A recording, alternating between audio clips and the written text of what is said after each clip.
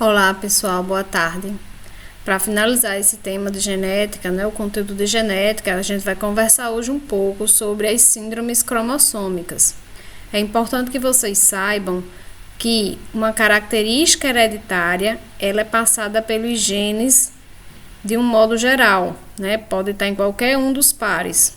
Já uma anomalia cromossômica, não, ela vai estar localizada em um cromossomo específico. É a ausência ou o acréscimo de um cromossomo, ou a menos ou a mais. Não está relacionada às doenças hereditárias. Doenças hereditárias é uma coisa e síndromes cromossômicas são outras. É bem importante que isso fique claro para vocês, tá certo? Isso é muito utilizado até como pegadinha nas provas. É importante que vocês consigam diferenciar uma coisa da outra. A gente vai ter alguns cariótipos aqui que vai ajudar a gente a entender. Então, as anormalidades cromossômicas numéricas, elas são chamadas de aneuploidias. Acontece na fecundação dos gametas com um erro, no número de cromossomos. E a causa é a não disjunção cromossômica. Dois membros do par de cromossomo vão para a mesma célula. Na hora da divisão, da meiose, em vez de um cromossomo ir para uma célula filha e o outro ir para a outra, já que uma célula se divide em duas, acontece, por exemplo, no par 21, que é o mais famoso, que é o da síndrome de Down. Esses dois cromossomos irem para a mesma célula. Então, significa dizer que uma célula vai ficar sem nenhum par 21 e outra vai ficar com um par completo, onde, na verdade, cada uma deveria ter apenas um cromossomo lá, Então, acontece bastante na meiose 1, na fase da anáfase 1, da gametogênese, que a gente até viu em sala a questão da gametogênese, Que foi as nossas primeiras aulas, na nossa primeira semana de aula. Então, as aneuploidias, elas podem ser autossômicas, que é quando elas acontecem dos pares de cromossomos que vão do 1 ao 22, e podem ser sexuais, que é quando acontece no par 23, que a gente já sabe que ele, se for menino é XX, se for menino é XY. E o cariótipo normal humano tem que ter 46 cromossomos, 23 vindos da mãe e 23 vindos do pai. Onde nós vamos ter 44 autossômicos, 22 mais 22, 44. E o par sexual, que vai formar esse par 23, que pode ser XX ou XY. Como exemplo, nós vamos ter a síndrome de Klinefelter. Nesta síndrome, nós vamos ter uma alteração no par 23, uma síndrome que está relacionada ao cromossomo sexual. Percebam que nós vamos ter em duas situações. Ela tanto pode acontecer na não disjunção, na formação do espermatozoide, que é esse primeiro caso aqui, Então, o espermatozoide, em vez de trazer só um cromossomo, ele está trazendo dois, Está trazendo o par completo, que vai encontrar esse óvulo e vai provocar uma trissomia, Ou seja, 2X e 1Y. Ou pode acontecer na não disjunção do óvulo, do par 23 do cromossomo feminino, onde a gente vai ficar também com XXY. Aqui a gente chama de cariótipo, que é exatamente a leitura dos cromossomos, o par número 1, par número 2, número 3, assim sucessivamente, até a alteração aqui visualizada no par 23, que neste caso aqui a gente tem XX, um Y, que caracteriza a síndrome de Klinefelter. A síndrome de Down, que é a mais conhecida, Ela acontece pela não disjunção exatamente no par 21, Nós podemos perceber aqui que nós temos uma trissomia do 21. E aí vai gerar o quê? Uma criança com 47 cromossomos em vez de 46. Onde nós vamos ter 45 cromossomos mais 2 sexuais. E aí, esse excesso vai ser exatamente no par 21.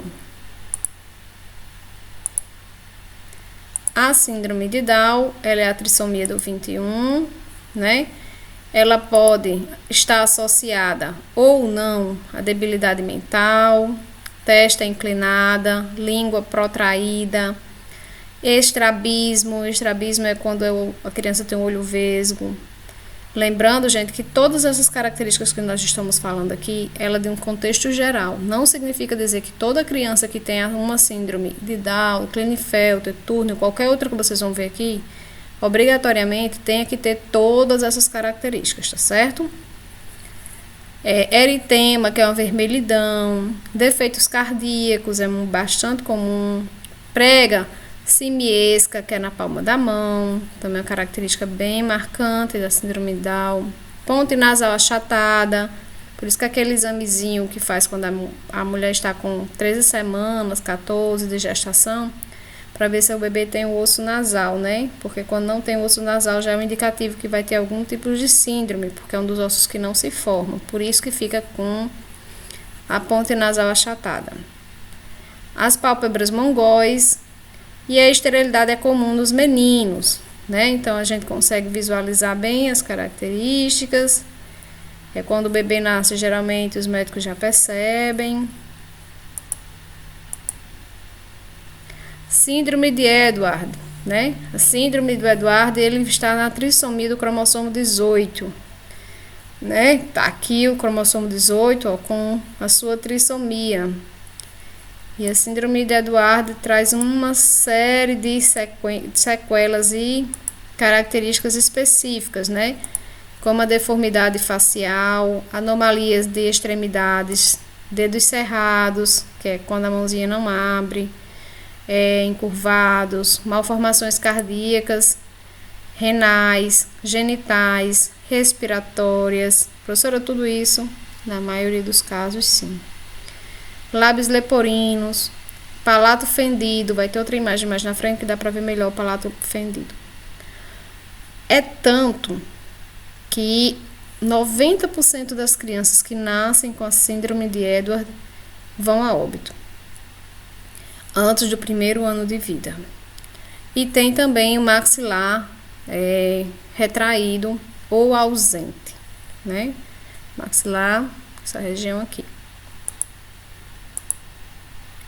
Síndrome de Patal, né? Ela está na trissomia do cromossomo 13, como vocês podem visualizar aqui nesse cariótipo, né? A síndrome de Patal, ela traz a microcefalia associada e face deformada. Por que, professora, isso? Porque no que você tem um cromossomo a mais, algumas características deixam de ser formadas no bebê ou são formadas em excesso, por causa dessa presença desse cromossomo a mais. Olhos pequenos, ausentes ou cíclopes. O cíclopes é quando tem um olho só no centro. Orelhas deformadas. Pescoço alado, que é quando o pescoço quase não existe. Lábio leporino, aqui ó, dá pra ver bem nessa figura o lábio leporino. Tem outro que tem a fenda palatina. Aqui ó, o lábio leporino bem característico. Malformações cardíacas, renais e digestivas, polidactilia, que é quando tem dedinhos a mais na mão, morte rápida. Geralmente as mulheres têm os famosos abortos espontâneos e às vezes nem sabe por que abortou quando estava grávida. Na verdade, muitas vezes é porque a criança vinha com malformação e eram tantas malformações que o próprio organismo da criança não suportou sobreviver mesmo com a ajuda do organismo da mãe. Por isso que houve o aborto. Ó, os dedinhos a mais, a polidactilia, certo? Mas existem casos de crianças que sobreviveram até os 2 anos de vida. Síndrome de Turner. A síndrome de Turner ela já é associada ao cromossomo sexual, assim como a síndrome de Klinefelter. Só que a gente vai ter aqui, em vez de ser uma trissomia, ela vai ter a junção de um gameta que não possui o cromossomo 23, o par 23, então a gente vai ter uma falta, né? Que ela é conhecida também como 45X. Do mesmo jeito que a síndrome de Klinefelter afeta mais meninos, que vai possuir um pouco de características femininas, nós vamos ter na síndrome de Turner meninas, né, pela presença aqui do X, mas que vão apresentar características masculinizadas. Na síndrome de Turner é uma monossomia, como eu já havia falado. Afeta o sexo feminino. Nós temos a ausência do corpúsculo de Barr. Geralmente a menina tem uma baixa estatura, ausência de mamas, genitália infantil, né? Não tem um desenvolvimento da genitália, ausência da menstruação. Por quê, professora?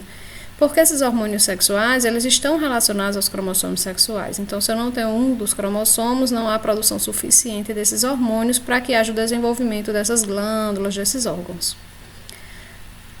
Esterilidade, na maioria dos casos, quase que 100%. Pescoço alado. Perceba que nem tem a presença de pescoço. Deficiência mental e um alto índice de abortos também, que é uma menina que teve uma sobrevida um pouco maior, né? Você percebe aqui o pescoço alado, a ausência dos pelos, a ausência dos seios. A de Klinefelter, como eu estava falando para vocês, afeta os meninos. Porém, como ele tem 2X, ele vai ter um pouquinho de características femininas. São indivíduos masculinos, a presença de um corpúsculo de Barr, geralmente eles são altos, magros e com membros alongados, tem uma leve debilidade mental, os testículos pequenos e atrofiados, exatamente por causa da presença dos 2X, há muita produção de hormônio feminino e prejudica o desenvolvimento dos hormônios masculinos. Ginecomastia, que é o desenvolvimento das mamas, esterilidade e uma genitália infantil também por causa dessa briga dos hormônios, né? Femininos e masculinos. Que é a imagem de uma criança que foi abortada espontaneamente com síndrome de Turner, essa daqui com síndrome de Patau. Perceba que não houve, era um menininho, mas não houve o fechamento, né? Tinha vários comprometimentos. A condroplastia aqui. A sirenomegalia, perceba que a gente tem a falta de um membro, o crescimento excessivo do abdômen e a ginecomastia num rapaz com síndrome de Klinefelter. Aqui, a fenda palatina que eu tinha falado para vocês, o palato é aberto, o lábio leporino e o cíclope humano, né, que é quando os olhos vêm na região central. A síndrome do triplo X, que é quando o cromossomo sexual vem 3X e 1Y, né? Também é 47, XXX. E a síndrome do duplo Y, que tá aqui XY mais Y. Então, pessoal, eu gostaria muito que não tivesse passado em branco essa parte, né, das síndromes. Espero que vocês tenham conhecido um pouco melhor, procurem textos, leiam, é bastante curioso e com certeza ou quase sempre cai isso nas provas de vocês. Então espero que tenha contribuído com vocês e um forte abraço. Beijo.